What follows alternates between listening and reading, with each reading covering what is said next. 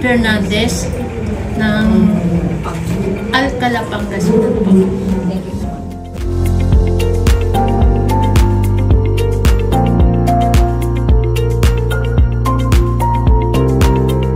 Pinuntan ako ng friend namin na unang-una naging kaibigan ni Sir Rolly, si Sir LP.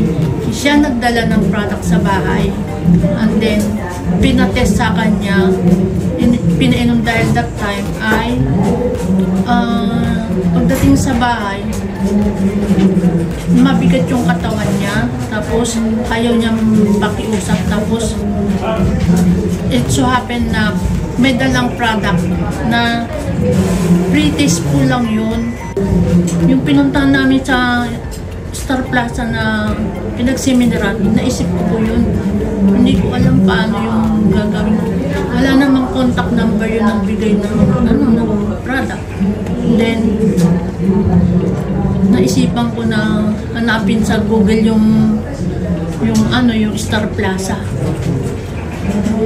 Pag-uwi namin, sabi ko, Lord, sabihin mo na yung kailangan kong gawin. Sabi ko, nung naalala ko yung pagbigay sa akin ng pit solution na yun ang lakas ng katawan niya. Kaya tinawagan ko ngayon yung nagpa-under ng seminar.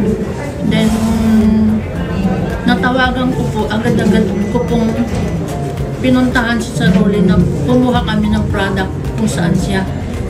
Pumunta sa bahay para ipainom agad sa kanya.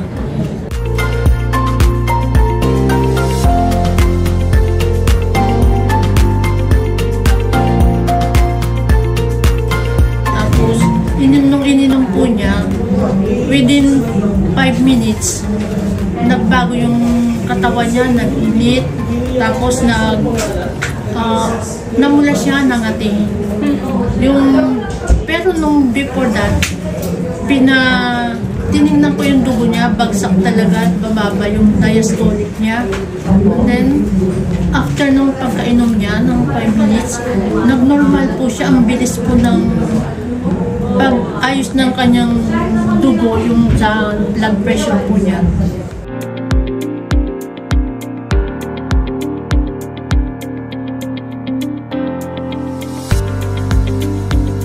Una, lumakas siya. Sa second day, nakakalakad-lakad ng third day.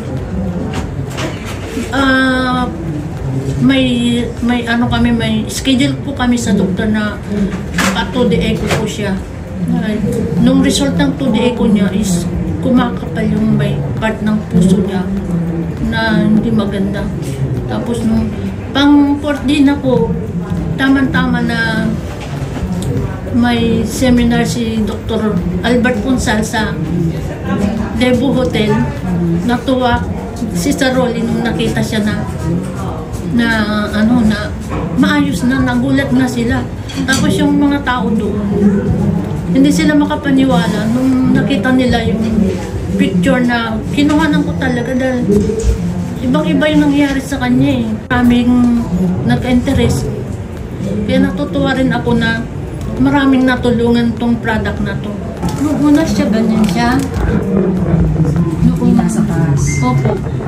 And then? Ito na po siya ng after 4 days na umatin na kami sa level ni Dr. Albert Punsal.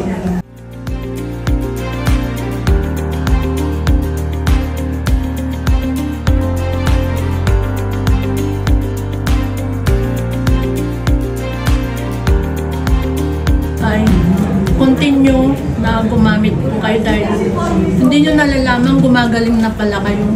Sa totoo lang ngayon, yung 5 gamot ng mister ko, tinanggal na po yung mga maintenance niya kasi mabaho na yung katawan niya sa kakagamot. Kabibigay ng maintenance niya sa galing doktor. Pero sa awa ng Diyos, naging positive naman yung result ng kare-result dahil ang trabahong barko ay hindi biro.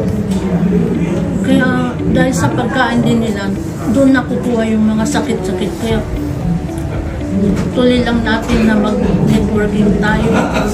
Tuloy lang na bumili dahil maging user dahil dito. Health is wealth talaga. Aanhin mo ang pera kung hindi ka naman makala. Sobra-sobra ang tulong ng Total Swiss sa amin sa Fit Solution dahil kung wala po yun, siguro hindi ko alam na baka namatay ng isa.